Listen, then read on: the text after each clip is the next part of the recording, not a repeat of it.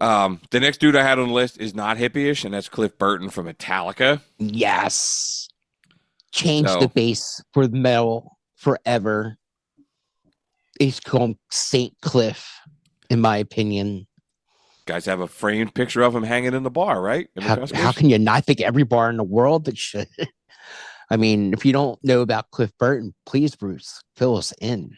I don't know a whole lot about him, like early Metallica, and I've got some. I put something from Kill 'Em All on here for the bass, but he was a guy like studied like classical music. Oh yeah, oh yeah. Rock and roll was like an afterthought with his instrument. I'm sure whatever, but when he found rock and roll, there was no returning. You know, uh, there's so many great fucking bass lines. Like I think you should play For Whom the Bell Tolls Okay, instead of. yeah, I had Anesthesia Pulling Teeth on here, but for Who the Bell Tolls is I think that's his most famous. sure here.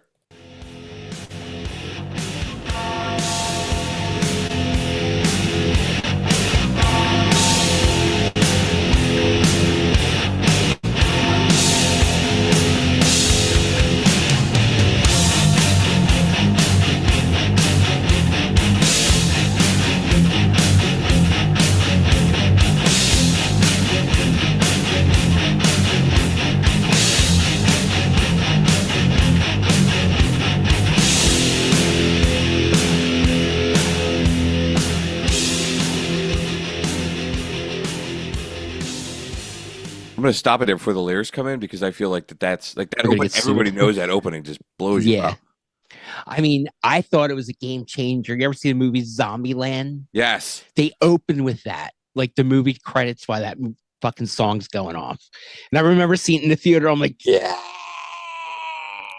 I we watched 15 minutes of that in my house. My wife was like, "Why the fuck would you think I would want to watch this?" that movie's great.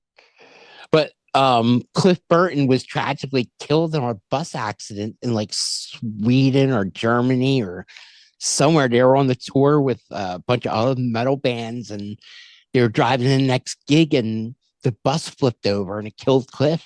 Yeah. It was a tragedy in metal.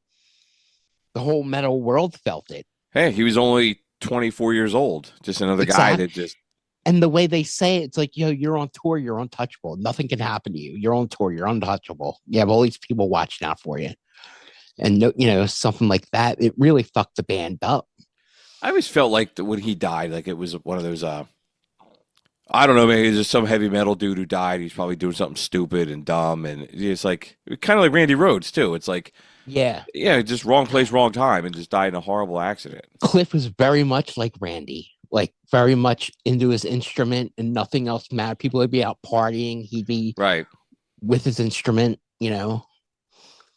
God, Cliff changed the game with the bass, like for America, the American version of metal.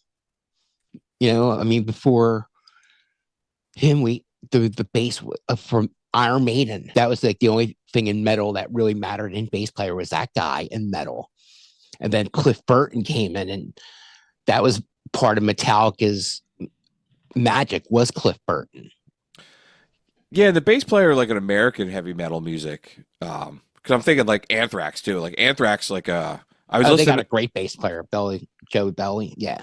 I was just listening to the anniversary set of Persistence of Time, and I was like, the bass player, the bass in those songs is just awesome.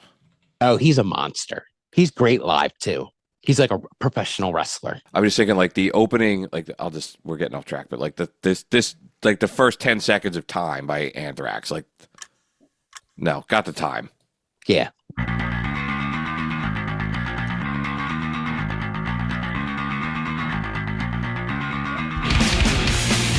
Like that's just awesome. What Um, is his name? I can't fucking. We have to get it yeah, right. yeah. Hang on, I should know this. Frank Bello. Yeah, Frankie Bello.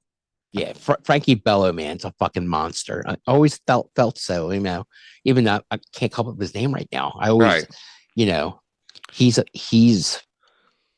has so many great bass lines in the history of the band. Just not that. Yeah, I didn't have them on the list, but they were a band out of all the heavy metal shit that I was into in high school. They were the band that I liked the most, and that album was the most because I thought it was so different sounding because of the bass playing. Yeah, they are totally the East Coast version of metal. Yeah, You just know, bass driven. You're right. Like a lot of the British shit, the bass wasn't as pronounced as Maiden and Priest, and I maybe Geezer Butler and Sabbath. yeah, but Cliff and Frankie, they both did Yeah, something different with it. and Cliff Burton, unfortunately, when it became like this legendary figure because he died. Yes, but he had the rep already, Yeah, sure. and now it's like all Metallica has this huge history with they even made it through the first half of it without Cliff Burton. They needed something. They needed something besides Lars and James. They needed something else, and it was Cliff. Just not a bass player, fucking Cliff. Yeah, but now they're at the point where like they're almost like a classic rock act, right? They've been Oh, around they're for like the Rolling Stones now. right, they've been around for 50 years. Yeah. But Cliff is this legendary kind of character who died in their early, you get people that listen to them and weren't around when Cliff Burton But people died. say the band died when Cliff died. Yeah.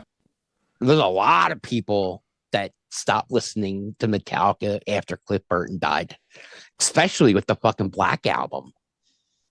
Yeah, it's like well, there's a handful of moments where like when they cut their hair, when they sued their Napster fans, there's several moments where people look at Metallica like they went headlining Lollapalooza, like they sold Yeah. out, they did this, they did that, like the Load and Reload albums, but Yeah. They do what big bands do. right, they're fucking still going, right? Hey, I got tickets to see them at Lincoln Financial on fucking Memorial Day weekend, baby. I think I told you before, the pastor of my church asked me if I wanted to go to Metallica. I would definitely hang out with that dude. Oh, dude, he's awesome. He's so cool. They were a little too expensive for us, but he was like, I was like, The idea. fuck yeah, I want to go to Metallica with the pastor of my church. Oh God, I spent so much money for that weekend. I don't give a fuck. Those tickets were not cheap, man. No, man. And before everything that happened with my family, I bought those tickets. But now everything with like losing my father, it's like that's the only show I care about this summer. Yeah, I don't think I'm seeing anybody else but Metallica this summer. yeah. Well, I'm glad you're going then. You get the Oh yeah, I wouldn't miss it.